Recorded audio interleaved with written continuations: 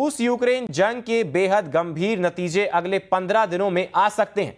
दावा किया जा रहा है कि रूस को लग रहा है कि यूरोपीय देश यूक्रेन जंग को खत्म नहीं होने देंगे। ऐसे में रूस ने अपना मन बना लिया है कि अगले 15 दिनों में पूरे पूर्वी यूक्रेन पर कब्जा कर लिया जाएगा।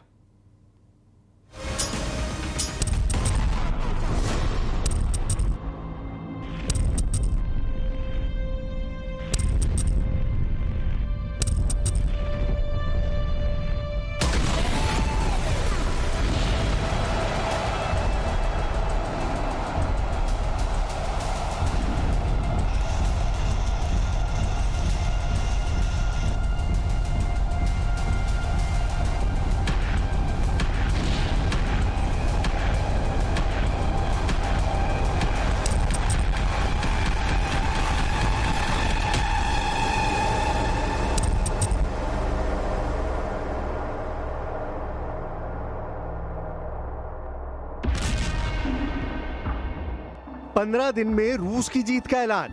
ज़ेलेंस्की को क्यों नहीं बचा पाया यूरोप? पहले अमेरिका के अलास्का में पुतिन और ट्रंप की मीटिंग हुई, फिर अमेरिका के वॉशिंगटन में ट्रंप, ज़ेलेंस्की और यूरोपीय नेताओं की मीटिंग हुई, लेकिन नतीजा वही निकला। रूस यूक्रेन के बीच युद्ध विराम नहीं होगा। हैरानी की बात तो यह है कि राष्ट्रपति ट्रंप ने पुतिन से ज्यादा ज़ेलेंस्की पर दबाव बनाया है ताकि युद्ध विराम को रोका जा सके। लेकिन दुनिया भर के वॉर एक्सपर्ट्स का साफ कहना है कि पुतिन किसी भी कीमत पर ऐसा समझौता नहीं करेंगे जिससे रूसी सेना को कब्जा की गई यूक्रेनी जमीन वापस देनी पड़े। इधर ज़ेलेंस्की ने 8 लाख करोड़ का दांव खेला है, जिसके तहत यूक्रेन को यूरोपीय देशों से मिले अरबों डॉलर से अमेरिकी हथियार खरीदने हैं। इस बीच कुछ खबरों में दावा किया गया है कि अगले 15 दिन यूक्रेन पर बहुत भारी पड़ने वाले हैं, क्योंकि रूस हर हाल में यूक्रेन को अपनी शर्तों पर युद्ध विराम करवाना चाहता है। अगर युद्ध विराम नहीं हुआ तो कुछ रिपोर्ट्स के मुताबिक इस युद्ध में 20 लाख लोग मारे जा सकते हैं। हम शुरुआत करते हैं कि ज़ेलेंस्की 8 लाख करोड़ के हथियारों से कैसे पुतिन को चित करना चाहते हैं।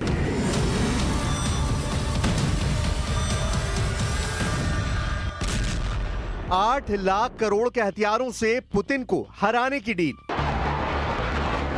एक तरफ यूक्रेन युद्ध को लेकर तमाम कोशिशें चल रही हैं, तो वहीं दूसरी तरफ ट्रंप के साथ ज़ेलेंस्की ऐसी डील करने में जुटे हैं ताकि पुतिन को जंग में हराया जा सके। पिछले 36 घंटों में ही रूसी सेना ने पूर्वी यूक्रेन के कई इलाकों पर ताबड़तोड़ हमले किए हैं। लेकिन देखने वाली बात तो यह है कि ज़ेलेंस्की को अभी भी लगता है कि अगर वो ट्रंप के साथ बड़ी हथियारों की डील कर लेंगे तो उससे पुतिन को काबू में करना आसान हो जाएगा।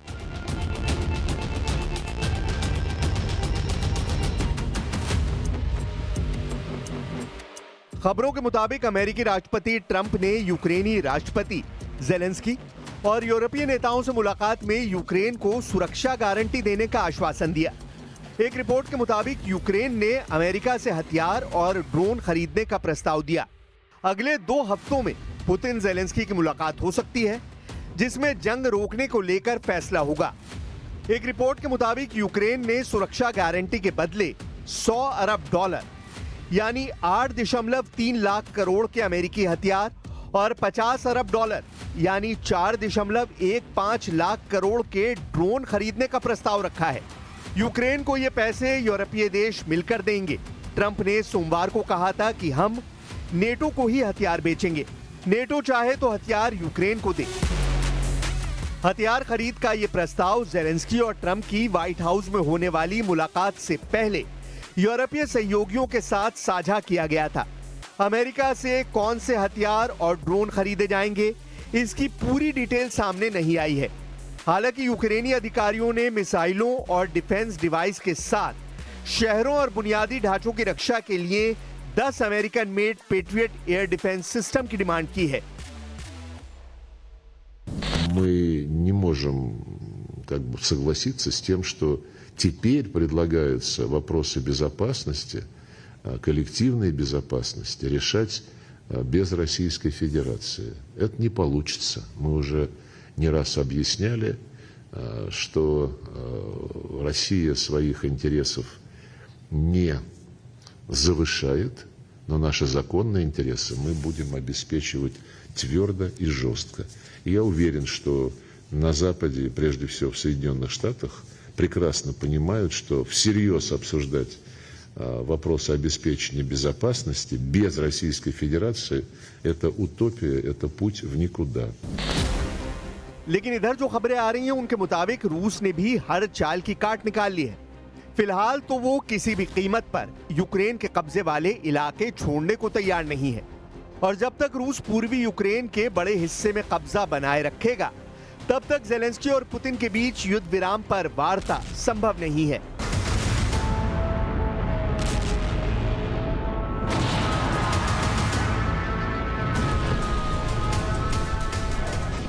पूरी दुनिया ये देखने को बेताब थी कि जब राष्ट्रपति ट्रंप राष्ट्रपति पुतिन से अलास्का में मिलेंगे तो यूक्रेन युद्ध पर क्या डील निकलकर सामने आएगी।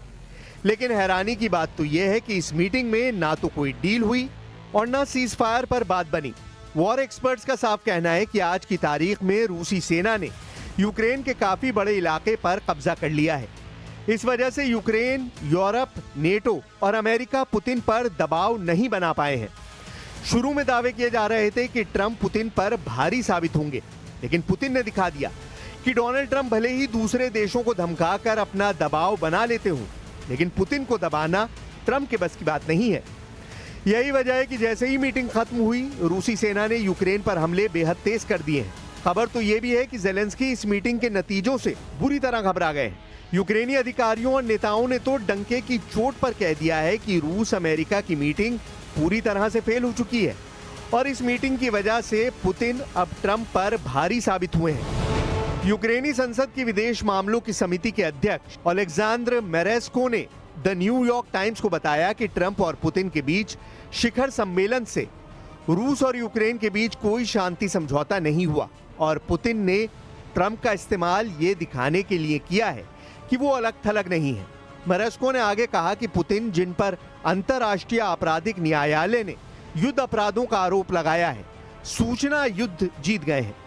यूक्रेनी अधिकारी ने कहा कि पुतिन ने एंकरेज स्थित ज्वाइंट बेस एल्मेडॉफ रिचर्डसन में शिखर सम्मेलन के बाद ट्रंप के साथ संयुक्त भाषण में अपने विचारों को दोहराया और कहा, मुझे कोई बदलाव नहीं दिख रहा है। ट्रंप पुतिन में 3 घंटे क्या बातचीत हुई, इसकी जानकारी नहीं दी गई है। 12 मिनट चली प्रेस कॉन्फ्रेंस में दोनों नेताओं ने किसी पत्रकार के सवाल का जवाब नहीं दिया। ट्रंप ने कहा कि बैठक सकारात्मक रही, लेकिन अभी कोई अंतिम समझौता नहीं हुआ। पुतिन ने कहा कि यूक्रेन युद्ध खत्म करने के लिए उसकी असली वजह को खत्म करना जरूरी है। पुतिन ने कहा कि अगर 2022 में ट्रंप राष्ट्रपति होते तो यूक्रेन युद्ध नहीं होता।